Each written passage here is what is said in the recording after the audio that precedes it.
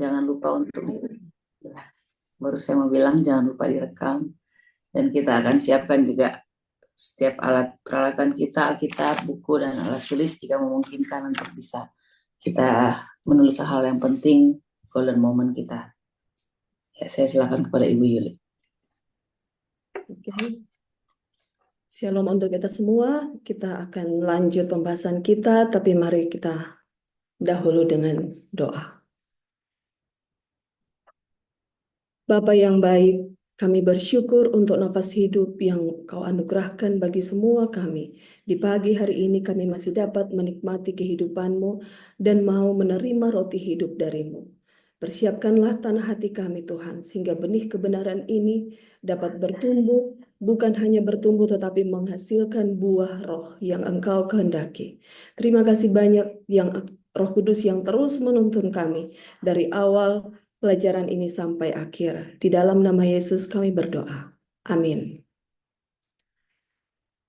Baiklah, kita sudah ada di bab 8, sudah lewat dari pertengahan, dan saya percaya, saya terus berdoa supaya kita dapat lebih mempelajarinya secara pribadi. Karena saya sudah bilang, saya pasti ada keterbatasan dalam menjelaskan, tapi di tangan saudara ada buku yang saya tidak tahu yang saudara baca apakah yang buku versi yang terbaru yang adalah ini, Langkah-langkah kepada Kristus, atau yang masih buku lama, Kebahagiaan Sejati. Intinya sama ya, walaupun di judul kemarin yang di buku baru ini Langkah-langkah kepada Kristus itu adalah ujian pemuridan. Kalau di yang buku lama itu ujian penurutan, tapi sebenarnya sama aja ya. Dia punya judul di dalam bahasa Inggris itu Test of Discipleship kalau tidak salah ya. Jadi memang ujian pemuridan dan kita sudah belajar. Sekarang mari kita mulai di dalam bab 8 tentang bertumbuh di dalam Kristus. Pasal ini dimulai dengan kata ini. Perubahan hati yang menjadikan kita sebagai anak-anak Allah disebut dalam Alkitab sebagai kelahiran baru. Jadi saudara, untuk memulai pertumbuhan ini ternyata harus ada dulu perubahan hati, dan perubahan hati itu ternyata adalah baru lahir ya. Jadi kita sudah belajar tentang bagaimana pertobatan itu sebuah penyesalan dari dosa, itu tujuannya supaya kita terjadi perubahan hati, dan kita sudah pelajari bahwa perubahan hati itu adalah motif-motif kita, tujuan-tujuan hidup kita, kerinduan hati kita, semua itu sudah sama dengan yang Yesus mau. Dan ketika itu terjadi, itu baru lahir baru saudara. Jadi tidak selesai sampai di situ. Maka kenapa dibilang baru lahir baru? Karena dari sinilah Tuhan mau ajarkan kepada kita bagaimana dari kelahiran ini yang diilustrasikan seperti seorang bayi yang baru lahir harus bertumbuh. Jadi tidak stop di situ. Pengalaman kerohanian kita itu tidak stop sampai ke perubahan hati saja. Yang di dalam banyak pemikiran bahwa lahir baru, perubahan hati itu terjadi pada waktu kita hanya dibaptis ya, dibaptis di dalam air. Sedangkan Yohanes 3 ayat 5 jelas dikatakan bahwa jika kita tidak dibaptis oleh air dan roh, maka kita tidak dapat hidup yang kekal. Jadi dibaptis di dalam air itu juga melambangkan kita mati di dalam Kristus. Tapi jangan stop dari di situ ya. Itu baru awal. Maka harus terjadi pertumbuhan dan pertumbuhan. Oke, jadi kalau perubahan hati itu terjadi oleh karena kelahiran baru itu adalah kehidupan yang Tuhan anugerahkan. Karena di sini di halaman 13 di pertama ini dikatakan tidak akan ada kehidupan kalau bukan dianugerahkan dari atas. Mau orang yang paling pintar dan sehebat apapun tidak dapat menciptakan satu kehidupan yang paling kecil di dunia ini. Di khotbah di atas bukit dibilang satu rumput saja yang kecil itu dia terhubung dengan jantung kehidupan ilahi. Dia tidak mendapatkan kehidupan sendiri. Kalau ada sekarang banyak kehidupan yang coba dibuat di dalam bentuk-bentuk ya ilmu yang sudah begitu tinggi menciptakan kehidupan, itu sebenarnya tidak ada kehidupan yang mereka bikin sendiri, hanya ada ambil dari kehidupan yang sudah ada dan mereka coba bikin variasi yang baru, tapi kehidupan itu sudah ada dan itu hanya dari Kristus ya. Jadi perubahan hati yang terjadi kepada kita itu adalah hasil kerja dari Kristus, itu adalah anugerah yang dikaruniakan kepada kita.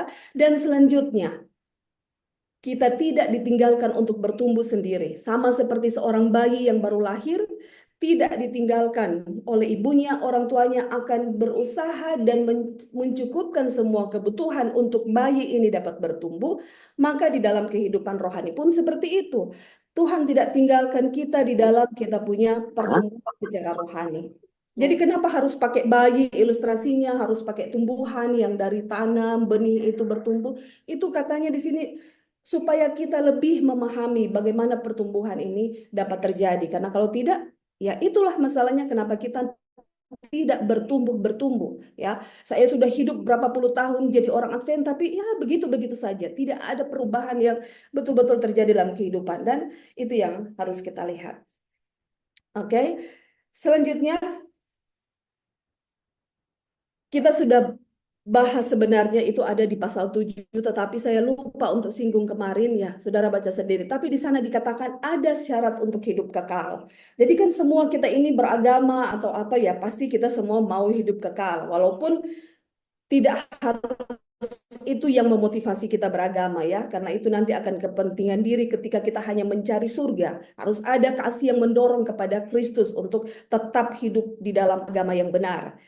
Tetapi syarat untuk hidup kekal, di sini dikatakan, saya kembali ke halaman 106 ya.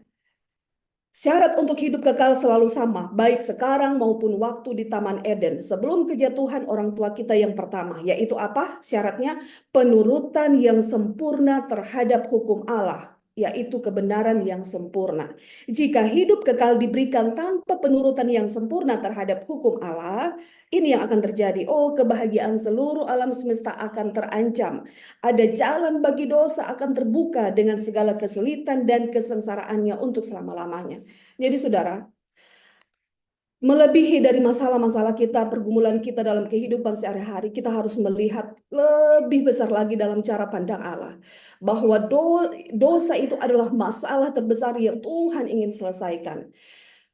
Kita tidak melihat, jangan melihat bahwa Tuhan terlalu fokus kepada masalah dosa sampai lupa dengan pergumulan kita. Oh saudara, kalau kita mau bahas banyak tentang perhatian Tuhan itu kita akan tunduk dengan rasa malu ketika kita meragukan pemeliharaan Tuhan untuk kehidupan kita setiap hari. Mencukupkan makanan, perlindungan, dalam buku kehidupan segala zaman, bahkan kita dilindungi dari penyakit sampar yang berjalan tengah malam yang kita tidak tahu.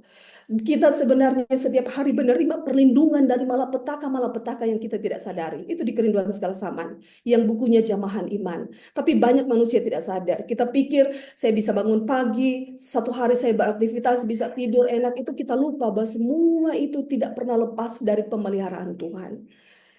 Makanya jangan pernah khawatir, orang yang selalu khawatir makan minum itu Tuhan bilang mereka itu adalah bangsa yang tidak mengenal Allah.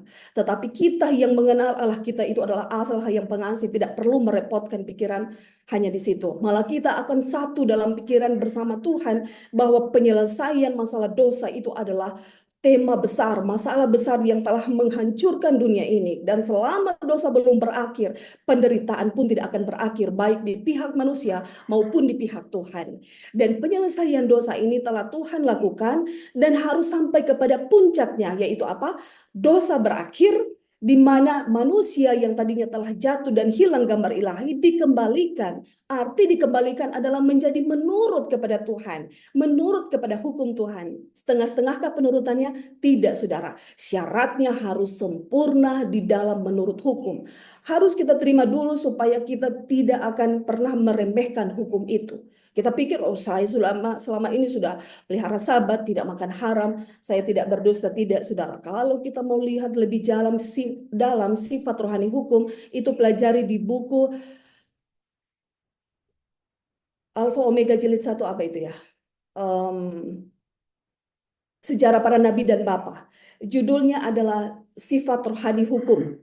Dan di sana dipelajari di dalam kita pun tidak membunuh, yang kita pikir kita tidak membunuh, tetapi ketika kita saja menyimpan satu kesalahan orang, benci orang dalam hati, kita membunuh orang itu. Bukan menghilangkan nyawa, tapi kita bunuh orang itu dalam pikiran kita. Itu sebabnya Paulus bilang, Aku dalam mentaati hukum Taurat tidak bercacat, tapi ketika aku melihat sifat rohani dari hukum itu, aku ternyata adalah manusia celaka dan dia melihat ketidakmampuannya untuk menurut. Jadi di dalam mempelajari tentang pertumbuhan kita di dalam kerohanian ini, kita harus melihat puncaknya itu adalah penurutan yang sempurna. Dan kita akan melihat caranya seperti apa ya. Ketika Tuhan menaruh standar yang begitu tinggi, syarat yang sudah diberikan itu adalah syarat yang sebenarnya dia juga mau kerjakan di dalam kita. Saya tidak tahu saudara apakah sudah lelah atau seperti ditusuk terus, diserang terus dari hari kok selalu menunjukkan kita tidak mampu, kita tidak mampu, kita tidak bisa. Ya memang begitu. Kita harus sadar dulu kondisi kita baru kita akan merasakan satu kebutuhan terhadap Kristus setiap hari. Kalau kita tidak sadar dengan kondisi ini, maka kita pikir kita bisa berbuat, kita bisa menurut hukum dengan kekuatan kita, maka kita tidak akan pernah sampai dan akhirnya kita binasa. Setan yang diuntungkan, kita yang rugi, dan Yesus juga akan mengalami kesedihan ya. Nah, kehancuran lah. Nanti kita bahas lebih lanjut lagi. Sekarang mari kita lihat. Jadi bagaimana katanya supaya kita mengalami pertumbuhan? Rahasia pertumbuhan itu yang pertama adalah kita menerima semua yang diperlukan untuk hidup. Jadi syarat untuk bertumbuh yang pertama menerima. Jadi untuk bertumbuh itu ternyata seorang bayi itu yang baru lahir tidak ada saudara yang bisa dia buat untuk dia makan, dia minum, semuanya itu disediakan oleh orang tuanya. Seorang ibu yang harus membungkus dia ketika kedinginan, memberi dia makan, memberi dia air, kasih mandi. Jadi menerima dulu ya. Dan Kristus adalah jawaban atau semua keperluan kehidupan kita untuk bertumbuh di dalam rohani itu semuanya ada di dalam Kristus ya. Kita menerima semuanya itu ada di dalam Kristus. Jadi dengan menerima Yesus, semua keperluan kita yang diperlukan untuk bertumbuh di dalam kerohanian sudah ada. Makanya kita sudah belajar bagaimana iman dan penerimaan itu. Bagaimana kita sudah belajar Laodikia, penyebab dosa sampai mereka buta, merasa kaya, merasa melihat padahal buta, merasa kaya padahal miskin, merasa berpakaian padahal telanjang, itu penyebabnya adalah Kristus ada di luar. Tetapi ketika kita menerima, kita mendengar ketukan Kristus dan kita menerima dia dalam hati, maka seluruh unsur nutrisi untuk kebutuhan kerohanian kita supaya bertumbuh itu ada. Kita akan dapatkan dari dia. Makanya dikatakan ya di halaman pertama ini, halaman 115, di sana dia bilang dia adalah penerang abadi mereka, matahari dan perisai. Dia akan menjadi seperti embun bagi Israel. Kiranya ia seperti hujan yang turun ke atas padang rumput. Dia adalah air hidup, roti yang turun dari surga dan memberi hidup kepada dunia. Jadi semua itu ada di dalam Yesus. Seorang bayi yang bertumbuh, seorang bibit benih yang harus berkecambah dan bertumbuh sampai hasilkan buah, semuanya membutuhkan unsur-unsur nutrisi ini ya. Apa itu? Matahari, hujan, embun, bayi membutuhkan roti, makanan untuk dimakan. Dan seperti itu juga kehidupan kita di dalam kerohanian. Kita butuh itu dan semua ada di dalam mana? Satu paket, di dalam Yesus. Di dalam Yesus kita terima semua itu, tidak perlu takut kekurangan. Ya, makanya Tuhan bilang semua engkau yang tidak punya uang, mari datanglah. Artinya tidak ada yang harus kita sediakan, harus punya uang dulu untuk bayar-bayar untuk semua dapatkan ini. Tidak. Kita hanya perlu untuk menerima dia dan semua yang diperlukan untuk pertumbuhan itu kita terima. Dan akhirnya terjadi pertumbuhan. Pertumbuhan sampai kita mencapai pria dan dewasa di dalam Kristus. Ya. Selanjutnya, mari kita lihat.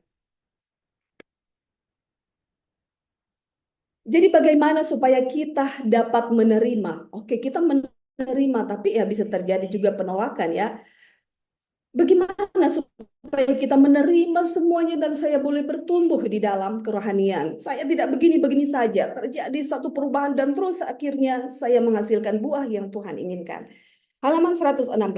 Yesus mengajarkan hal yang sama ketika dia berkata, "Tinggallah di dalam aku dan aku di dalam kamu." Ini hal yang sama ini adalah apa namanya, ketika bunga atau tanaman itu berpaling katanya kepada matahari kebenaran, maka kebenaran itu akan memberikan keindahan. Dan berpaling kepada matahari itu katanya Yesus mengajarkan hal yang sama, yaitu tinggal di dalam aku di dalam kamu.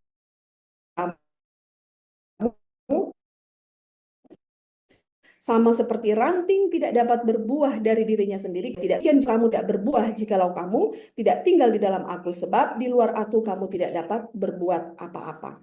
Jadi rahasia untuk supaya kita bertumbuh itu adalah menerima semua yang kita butuhkan, itu unsur nutrisi untuk kerohanian kita ada di dalam Yesus. Kita terima Yesus. Tetapi di dalam menerima Yesus itu bukan hanya sekali kita terima, oke, kita sudah dibaptis dan itu artinya kita sudah menerima Dia. Ternyata menerima itu di sana adalah kita terus tinggal di dalam Dia. Nah, kata tinggal ini yang harus kita pahami, ya. Bagaimana untuk terus tinggal? Karena ada saatnya ternyata kita bisa tidak tinggal di dalam Dia, bisa ada di luar Dia, sehingga unsur nutrisinya itu hilang dan kita bisa menjadi cabang yang kering kalau kita tanaman, ya. Jadi kenapa kita perlu tinggal kepada Kristus untuk menjalani kehidupan yang suci? Kenapa? Karena di dalam Kristus kita mendapatkan kekuatan untuk melawan godaan. Itu ada di halaman 116, ya. Kenapa kita perlu tinggal di dalam Kristus? Karena di dalam kita tinggal di dalam Kristus, kita memiliki kekuatan untuk melawan godaan. Kita memiliki kekuatan untuk tumbuh dalam kasih karunia. Kita memiliki kekuatan untuk tumbuh di dalam kekudusan. Dengan tinggal di dalam Yesus, kita dapat bertumbuh. Dengan menerima hidup Dia, kita tidak akan layu dan tidak mungkin tidak berbuah. Kita akan menjadi seperti pohon yang ditanam di tepi sungai. Ini kita lihat.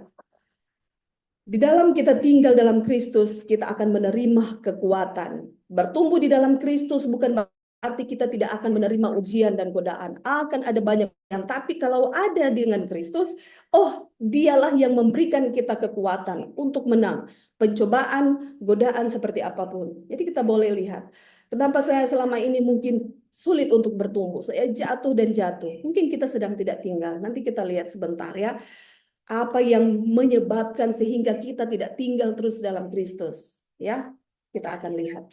Sekarang mereka yang berusaha dengan kekuatan sendiri itu hanya akan jatuh. Itu sebabnya rahasianya adalah kita tinggal di mana tinggal di dalam Kristus ini adalah sebuah kebergantungan kepada Kristus. Kapan, saudara? Satu hari? 2 hari? Oh, setiap hari, setiap jam, setiap saat, setiap langkah perjalanan hidup kita. Itu di halaman 117. Jadi kapan kita tinggal? Dan tinggal ini adalah bergantung kepada Kristus. Bukan hanya satu kali untuk 1 minggu, Tuhan, ya. Saya sekarang mau tinggal untuk 1 minggu ke depan. Itu harus kebergantungan dan hubungan kita dengan Kristus itu haruslah setiap hari, setiap jam, setiap langkah dalam kehidupan kita. Setiap saat Kristus ada bersama kita, tetapi kita bisa meninggalkan Dia. Makanya kita perlu untuk terus ada, ya, berdoa. Bagaimana caranya? Itu halaman 117. Jadi timbul pertanyaan, kalau begitu bagaimana dengan caranya supaya kita tinggal? Ya, saya menerima dari Kristus. Caranya saya harus tinggal. Kok bagaimana tinggalnya? Ya, kayak masih abstrak. Mari kita lihat lagi jawabannya. Sederhana sekali, Tuhan tuntun. Bagaimana caranya saya dapat tinggal di dalam Kristus? Sama caranya dengan waktu engkau pertama menerima Dia. Kamu telah menerima Kristus Yesus Tuhan kita. Karena itu hendaklah hidupmu tetap di dalam Dia. Orangku yang benar akan hidup oleh iman. Jadi dengan cara apa kita tinggal dalam Kristus? Dengan iman, saudara. Kemarin kita sudah fix apa sih arti iman itu. Dan kita sudah baca dia punya kutipan. Iman itu adalah sebuah kebergantungan kepada Tuhan. Iman itu adalah sebuah penyerahan hati, penyerahan kehendak, penyerahan kita punya rencana-rencana sama Tuhan. Itu yang harus kita pahami. Sehingga hanya dengan iman ini yang adalah sebuah kebergantungan kepada Tuhan yang bukan hanya sewaktu-waktu, kebergantungan yang terus-menerus setiap saat, setiap jam, setiap langkah kita, maka pertumbuhan itu akan terjadi. Jadi kita boleh lihat selama ini, kenapa ya saya begini-begini saja? Renungkanlah itu. Evaluasi kita punya kehidupan. Mungkin selama ini saya sedang kehilangan iman itu. Makanya orangku yang benar akan hidup oleh iman. Hanya iman dan iman saja yang akan membuat kita diampuni dan diubahkan. Ya, hanya iman. Selanjutnya, jadi karena kita sudah paham dulu, ya, arti iman itu sesungguhnya adalah sebuah kebergantungan kepada Tuhan. sebuah penyerahan, makanya dibilang, engkau menyerahkan dirimu kepada Tuhan untuk menjadi miliknya sepenuhnya, untuk melayani dan menurutinya, dan engkau mengambil Kristus menjadi juru selamat. Engkau tidak dapat menebus dosamu sendiri atau mengubah hatimu. Tetapi setelah menyerahkan dirimu kepada Allah, engkau percaya bahwa Allah melakukan semua ini untukmu demi Kristus. Dengan iman, engkau menjadi milik Kristus, dan dengan iman, engkau harus bertumbuh di dalam Dia. Bisa ya dipahami? Jadi bagaimana caranya supaya saya tetap tinggal di dalam Kristus sehingga menerima semua unsur nutrisi yang diperlukan untuk bertumbuh adalah serahkan dengan iman. Iman yaitu kita bergantung penuh kepada Tuhan. Iman adalah sebuah penyerahan hati kepada Tuhan. Ya, sekarang serahkanlah dirimu kepada Allah di pagi hari. Jadikanlah ini tugas pertamamu. Jadi sekarang mari kita lihat. Sudahkah ini menjadi model dari kita punya kehidupan? Itu menjadi tugas pertama kita. Tidak ada tugas yang lain yang lebih penting yang harus mengganggu tugas pertama ini, yaitu apa? Serahkan kita punya diri kepada Tuhan. Diri yang mana ya? Sebenarnya hati itu ya, di bahasa sini adalah hati. Jadikan ini tugas pertamamu. Hendaklah doamu seperti ini. Sampai diajar saudara bagaimana untuk kita berdoa. Luar biasa kita punya Tuhan. Ambil aku ya Tuhan, aku sepenuhnya milikmu. Aku meletakkan semua rencanaku di kakimu. Pakai aku hari ini dalam pelayananmu. Tinggallah bersamaku. Dan biarlah semua pekerjaanku dikerjakan di dalam engkau. Ini harus dilakukan setiap hari. Setiap pagi mempersembahkan dirimu kepada Allah untuk hari itu saja. Jadi tidak hari ini untuk 3 hari ke depan. Tidak. Kapan? Setiap hari. Ini jadikan tugas pertama kita. Inilah caranya kita tetap tinggal di dalam Dia. Jadi kalau ini hilang di dalam kita punya kehidupan, ya itu salah satu ya. Boleh kita terima dengan rendah hati bahwa kenapa tidak terjadi pertumbuhan dalam kehidupan kita. Ya, mari kita lihat lanjut lebih jauh lagi. Ketika kita tinggal di dalam Kristus, mungkin ada banyak orang pikir, di dalam Kristus itu hidup seperti jadi orang kaku dan terlalu banyak larangan sehingga bikin kita tidak bahagia dan lain sebagainya. Masih banyak yang punya prasangka seperti itu sehingga tidak suka untuk tinggal dengan Kristus. Tapi sesungguhnya saudara, hidup di dalam Kristus halaman 119 itu adalah hidup yang penuh kedamaian. Saya banyak kali baca ini saudara dalam kehidupan saya tidak tahu dari umur berapa, untuk damai itu adalah sesuatu yang lebih berharga dari uang, materi, kehormatan yang ditawarkan oleh dunia, dan banyak hal yang lain. Tapi saya nggak paham betul. Tapi saudara tahu apa yang membuat saya akhirnya paham dan terima, aminkan dan bersyukur untuk damai itu? Pengalaman hidup. Ketika kita merasa hidup kita, ya saya baik-baik saja, saya bahagia dengan kondisi ini, kita nggak akan pernah rasakan damai yang sebenarnya yang Tuhan tawarkan, yang Dia bilang itu lebih daripada materi atau uang. Nggak akan pernah kita rasakan. Tapi pengalaman hidup yang membawa kita akhirnya kita melihat, saya membutuhkan damai itu lebih dari apapun. Oh saudara, Dia akan berikan. Dan yang saya rasakan adalah ketika damai itu mengisi hati saya, bukan berarti saya lepas dari masalah, bukan berarti ujian hidup itu selesai, bukan berarti tidak ada lagi pergumulan. Ada saudara, tapi sangat berbeda ya. Saya rasa lain sekali. Tetap ada air mata yang keluar, tapi saya tidak bisa membahasakannya. Silakan saudara alami, dan saya percaya mungkin ada dari saudara yang sudah punya pengalaman lebih dari saya. Apalagi di sini sudah banyak umur orang-orang tua yang lebih, yang pasti saya percaya pengalaman hidup mereka itu ada banyak bagaimana Tuhan memberikan mereka pertolongan dan kedamaiannya. Intinya saudara, ketika kita ditawarkan hidup di dalam Kristus itu tidak hanya terfokus kepada ya hanya dosa-dosa, seolah-olah itu sesuatu yang di luar dari kebahagiaan kita. Tapi sebenarnya di dalam Dia menyelesaikan dosa di dalam kita, kita sedang dibawa kepada puncak kehidupan yang tertinggi, yaitu mendapatkan kebahagiaan yang sejati. Ya, kita mendapatkan damai yang tidak bisa diberikan oleh siapapun dan oleh apapun di dunia ini. Istri tidak bisa dapatkan dari suami, suami dari istri pun, orang tua dari anak tidak bisa, anak dari orang tua, dan apalagi dari orang lain. Tetapi semua itu bisa kita dapatkan dalam Yesus. Bukankah ini adalah sebuah pengharapan bagi kita ya, yang hidup di dalam dunia yang banyak sekali bikin kita hilang damai. Oke? Sekarang mari kita lanjut. Di halaman 119.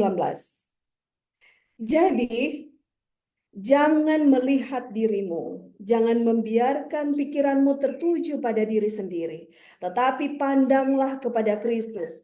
Biarkan pikiranmu berpusat pada kasih-Nya dan keindahan dan kesempurnaan karakternya.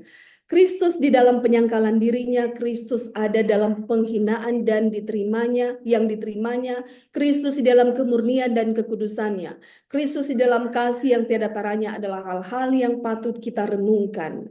Dengan mengasihi Dia, meniru Dia, bergantung sepenuhnya padanya, kita akan diubah menjadi serupa dengannya.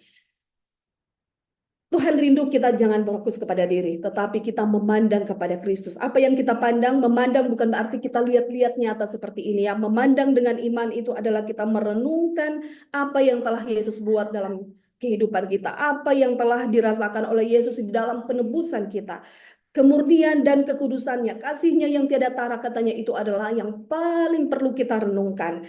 Dan dengan merenungkan Dia, kita akan diubahkan ya, serupa dengannya. Inilah hasil dari pertumbuhan itu sendiri. Kita menjadi serupa dengan Kristus, itu artinya kita memiliki buah roh, kita dikembalikan kepada hidup yang menurut sesuai dengan hukum Tuhan.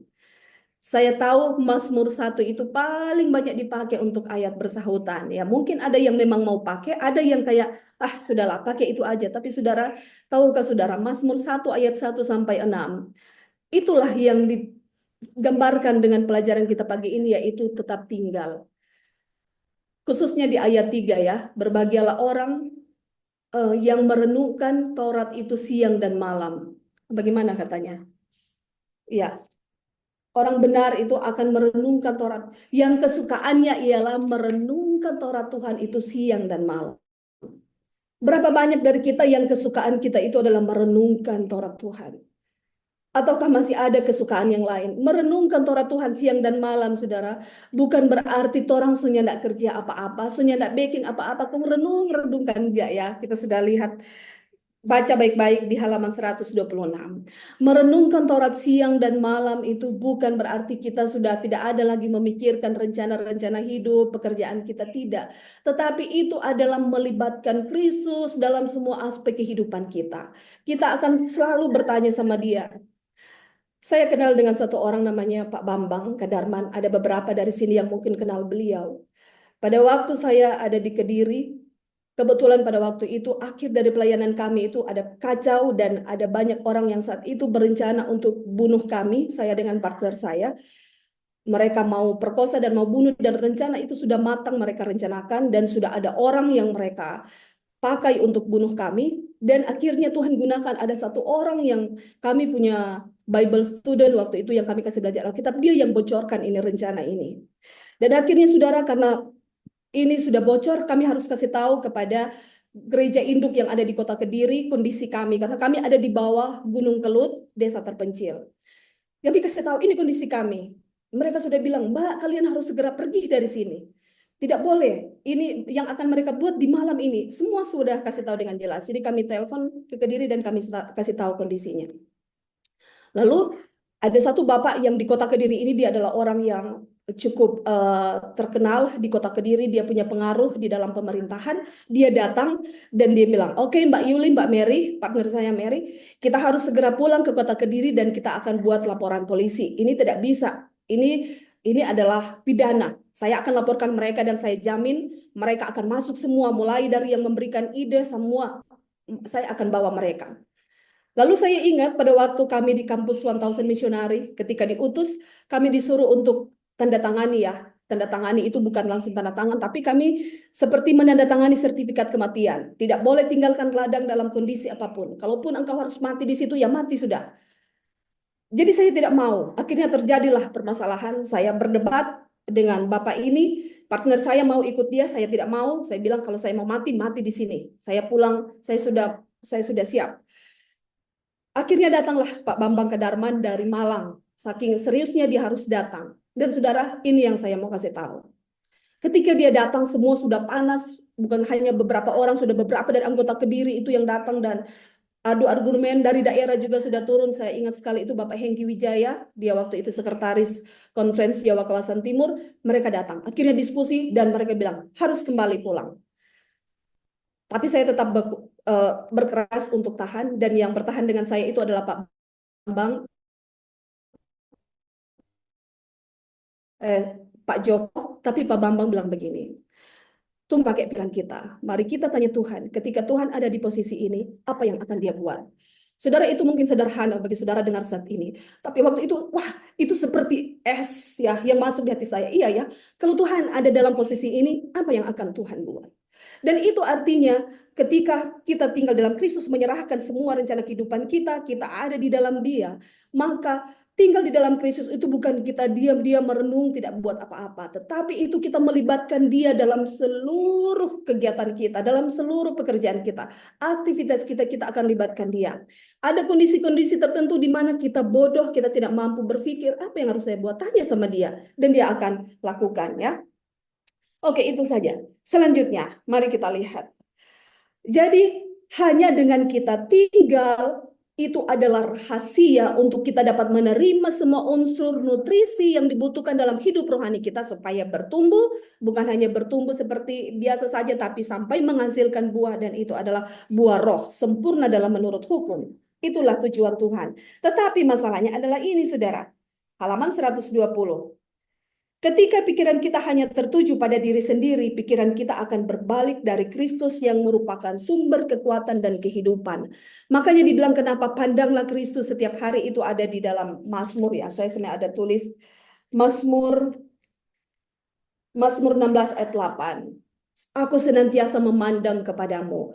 Kemudian renungkan Taurat itu siang dan malam. Dengan tinggal kita akan dapatkan semua yang kita perlukan untuk bertumbuh. Tapi ternyata ada juga yang mengalihkan kita. Bagaimana kita teralih dan sehingga kita tidak tinggal tetap di dalam Dia? Ini pikiran kita yang tadi yang memikirkan Kristus, merenungkan Taurat siang dan malam, dialihkan untuk pikir kita punya diri.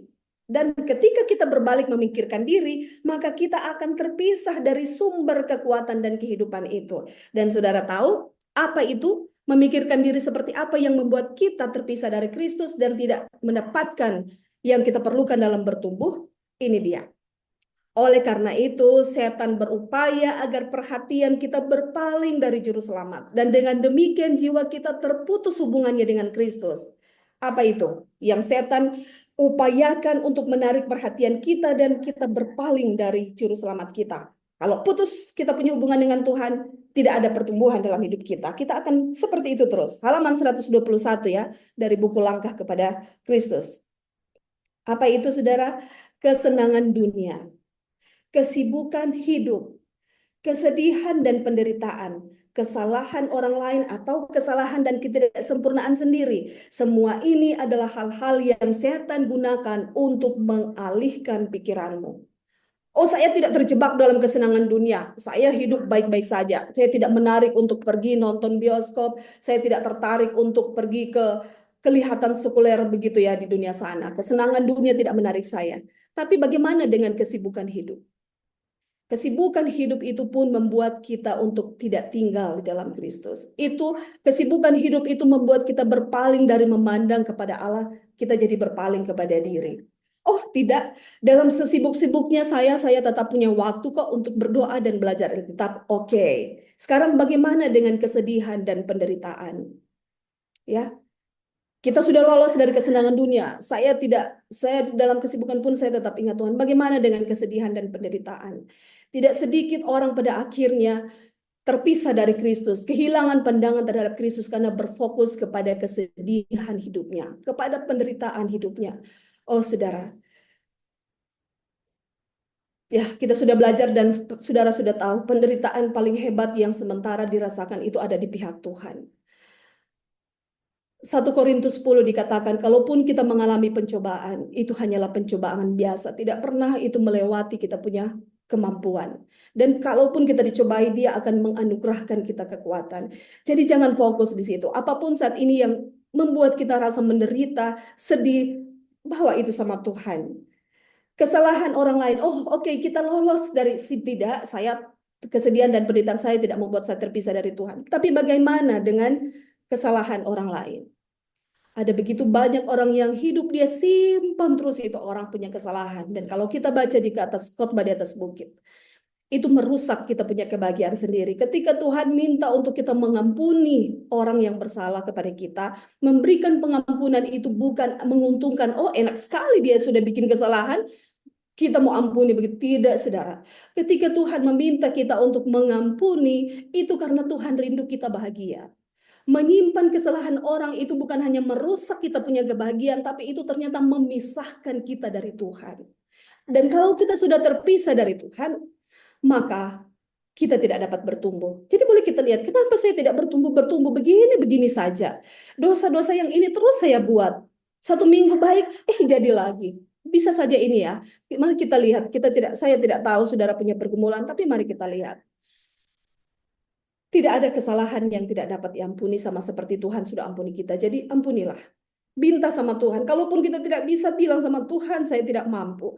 Kesalahannya terlalu besar menyakitkan saya. Saya sudah kasih tahu pengalaman saya saya tidak tahu di hari yang keberapa. Tapi saya pun mengalami ini, saudara. 1 tahun saya bilang, Tuhan saya tidak bisa. Sakit sekali apa yang saya rasa, tapi saya lihat bagaimana Tuhan bekerja. Selama 1 tahun ibu ini telepon saya tidak pernah terhubungi, ya, nggak bisa. Saya melihat tidak ada yang masuk, tapi dia bilang dia hubungi saya terus. Yang saya terima dan saya sadar oleh Tuhan sedang mempersiapkan hati saya. Karena saat itu saya tidak mampu Tuhan. Dan Tuhan juga persiapkan hatinya. Sehingga waktu telepon masuk yang saya lihat angkanya hanya 000 semua. Jadi saya penasaran siapa ini. Akhirnya saya angkat. Memang kebetulan itu telepon dari Amerika ya. Ibu ini ada di Amerika. Dan akhirnya dia kasih tahu. Dan ketika dia meminta maaf. Ketika saya kasih tahu saya punya kekesalan sama dia.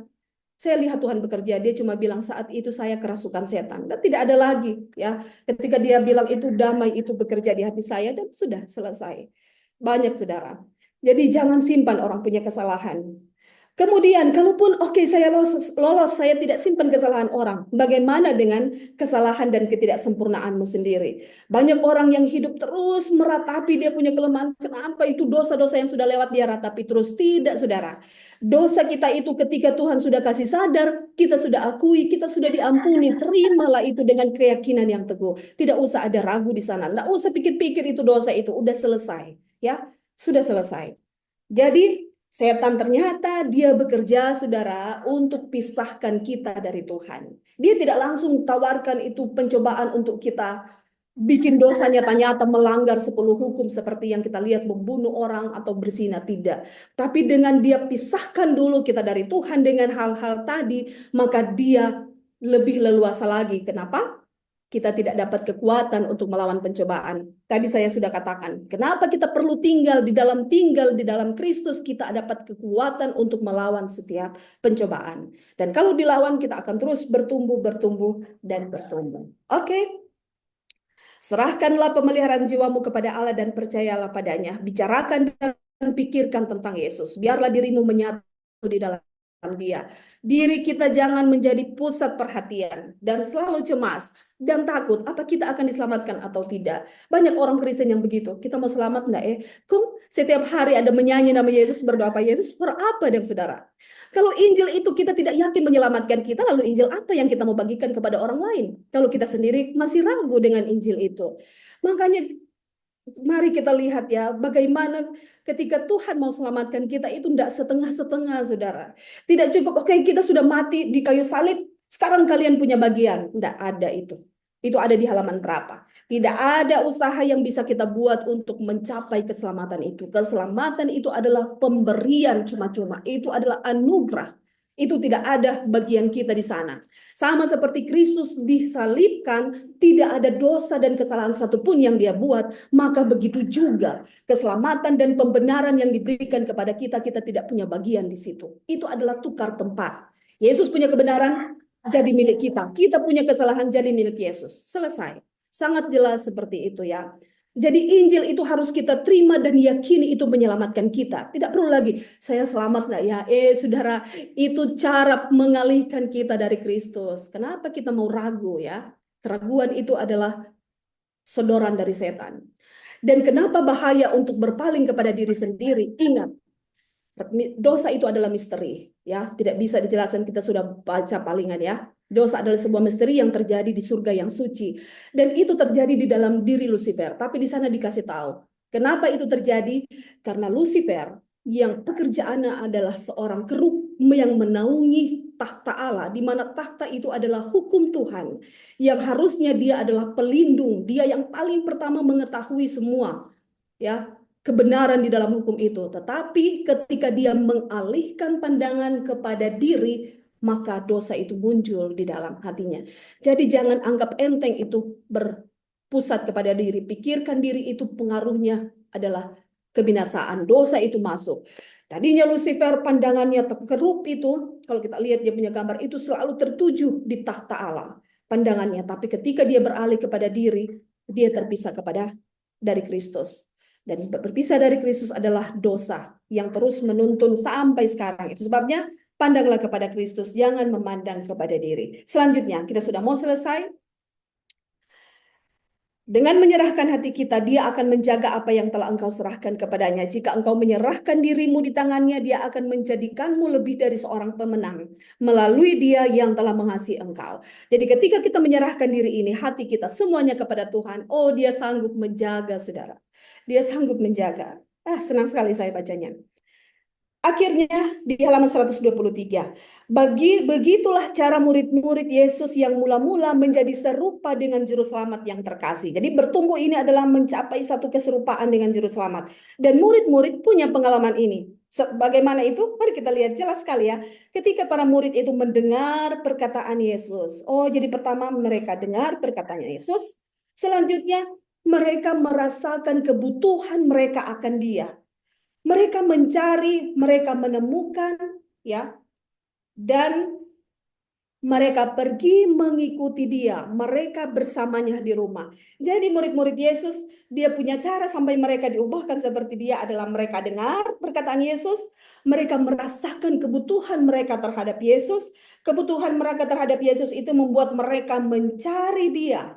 Dan ketika mereka mencari, mereka menemukan dia. Dan mereka mengikut dia. Dan dalam mengikuti dia adalah mereka selalu bersama-sama dengan dia, katanya. Di rumah, di meja makan, di dalam kamar, dan di ladang. Saudara, sederhana sekali pelajaran ini sampai tidak ada alasan untuk kita tidak pahami. Anak kecil pun mampu untuk melihat ini.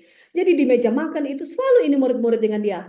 Pada akhirnya mereka diubahkan serupa dengan dia. Itulah mereka bertumbuh. Apa yang terjadi dalam pertemuan mereka? Oh, Yohanes, ya, dia adalah seorang yang memiliki keindahan karakter, tapi dia adalah seorang yang apa? Suka menonjolkan diri sebelumnya. Dia juga orang yang tidak sabar. Dia mudah marah. Tetapi karakter ilahi itu menjadi milik dia. Karena tadi, ya, mereka punya kehidupan yang terus-menerus dengan Kristus. Sejak saat itu melalui Roh Kristus, melalui Roh Kudus, Kristus senantiasa tinggal di dalam hati anak-anaknya. Hubungannya dengan mereka bahkan lebih dekat daripada ketika dia tidak tinggal bersama mereka secara fisik. Ini adalah bagian yang terakhir. Jadi Yesus tinggal di dalam kita sekarang ini adalah dalam Roh Kudus, ya. Roh Kudus itu adalah Kristus. Kalau bicara Kristus itu kan adalah nama ilahinya Yesus. Kalau Yesus itu adalah bentuk Yesus menjadi manusia, nama yang diberikan ketika dia menjadi manusia. Jadi ketika Yesus yang bersama dengan murid-muridnya ini di dalam dunia ini, yang membuat murid-muridnya akhirnya diubahkan menjadi sama seperti dia karena hidup bergaul terus dengan Yesus, dengar Yesus punya perkataan, mereka membutuhkan Yesus setiap saat dan mereka diubahkan. Tapi kan Yesus akhirnya sudah diangkat ke surga. Tetapi ketika Yesus diangkat ke surga, dia memberikan rohnya. Di mana dikatakan di dalam memberikan rohnya kepada manusia, kedekatan hubungannya dengan kita itu lebih dekat dibandingkan waktu Yesus berada secara fisik dengan murid-murid. Saudara, ini adalah kalimat yang sangat menghibur saya dan begitu menguatkan. Yesus dulu mungkin kita bilang, kenapa saya tidak hidup di zaman itu, bisa lihat Yesus langsung, bisa pegang dia punya badan, bisa bersama-sama berbicara dengan dia secara langsung.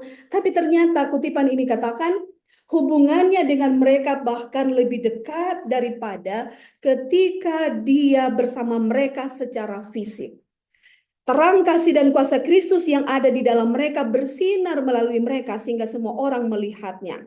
Dan apakah hanya pada murid waktu itu? Ternyata Dia juga akan lakukan ini untuk anak-anaknya sekarang. Karena doa, di dalam doanya yang terakhir bersama murid-muridnya dia berkata, dan bukan untuk mereka ini saja aku berdoa, tetapi juga untuk orang-orang yang percaya kepadaku oleh pemberitaan mereka. Sudahkah kita melihat ini Yesus sedang berdoa untuk kita sekarang? Doa Yesus di Yohanes 17 itu adalah doa untuk semua anak-anaknya sampai di akhir dari dunia ini. Dan kita ada bagian di dalam situ. Kita adalah masuk di dalam doa Kristus di mana tolong sertai mereka. Tolong jaga mereka ketika mereka ada di dalam dunia. Oh, saya paling sedang saudara baca Yohanes tentang doa Yesus itu. Yohanes 17. Kalau saya salah, saya lupa doa Yesus itu di mana tepatnya. Tapi itu adalah doa Yesus sebelum Yesus terangkat ke surga dengan murid-muridnya. Dan doanya itu sampai kepada kita sekarang ini. Dan doa Yesus sudah pasti dijawab. Jadi kunci supaya kita boleh mengalami pertumbuhan dalam Kristus, pertumbuhan itu membutuhkan nutrisi. Ya, pertumbuhan membutuhkan nutrisi rohani. Di mana kita dapatkan itu? Semua ada di dalam Yesus. Dengan cara apa? Terima Dia. Menerima Dia artinya kita terus tinggal di dalam Dia. Tinggal di dalam Dia itu adalah kita merenungkan Dia, menyerahkan kita punya hati setiap hari menjadi tugas pertama kita. Ya, hanya dengan demikian kita boleh diubahkan, kita boleh bertumbuh mencapai buah yang matang untuk dipanen. Ya, tuaian itu harus matang untuk dipanen. Dan hanya sesederhana itu, saudara. Oke, kita punya pembahasan di pagi ini. Sampai di sini, saudara-saudara mungkin bisa belajar lebih lanjut lagi secara pribadi. Mari kita satu di dalam doa. Bapa yang baik, kami bersyukur. Di pagi ini kembali Tuhan membuka pemikiran kami bahwa di dalam kami bertumbuh, Engkau pun tidak tinggalkan kami. Engkau menyediakan semua kebutuhan kami, semua nutrisi yang diperlukan untuk pertumbuhan kerohanian kami ada di dalam Yesus. Tapi mungkin selama ini Yesus hanya menjadi sebuah formalitas dalam hidup agama kami. Oleh karena itu tolonglah saat ini. Ketuklah hati kami dan bantu kami untuk menerima Engkau dalam hati kami. Tinggal dan berkuasa melakukan kehendak-Mu. Bukan hanya untuk hari ini, tapi hari demi hari selanjutnya ke depan dalam hidup kami. Penyerahan dapat terus terjadi dalam kehidupan kami. Sehingga pertumbuhan kerohanian untuk mencapai penurutan yang sempurna terhadap hukum Tuhan boleh terjadi dalam kehidupan kami. Masalah dosa dapat diselesaikan dan Engkau dapat segera datang untuk membawa kami pulang ke tempat-Mu. Semua hal yang membuat kami terpisah dari Tuhan, yang sudah kami bahas tadi, Tuhan yang mengetahui semuanya di dalam hati kami. Tolong kami Tuhan untuk menang. Jangan biarkan setan menang untuk mengalihkan kami dari Engkau, memisahkan kami dari Engkau. Tapi bantu kami, menjaga pandangan kami, pikiran kami untuk terus tertuju kepada Tuhan. Terima kasih hari ini kami serahkan hidup kami dalam segala aktivitas bersama-sama dengan kami. Dalam nama Yesus kami berdoa. Amin. Amin. Terima kasih banyak Ibu Yuli untuk firman. Dan saat ini mari kita semua membuka kamera kita. Kita akan dokumentasikan pertemuan hari ke-8 kita. 9, 10, 11, 12. Tinggal 5 hari lagi ya. Kita akan bersama-sama. Dan mari buka kamera, kita menunggu arahan dari fotografer. Baik, udah siap semua. 1, 2. Sekali lagi. Senyum yang terbaik. 1, 2. Terima kasih. Terima kasih. Terima kasih. Selamat pagi semua.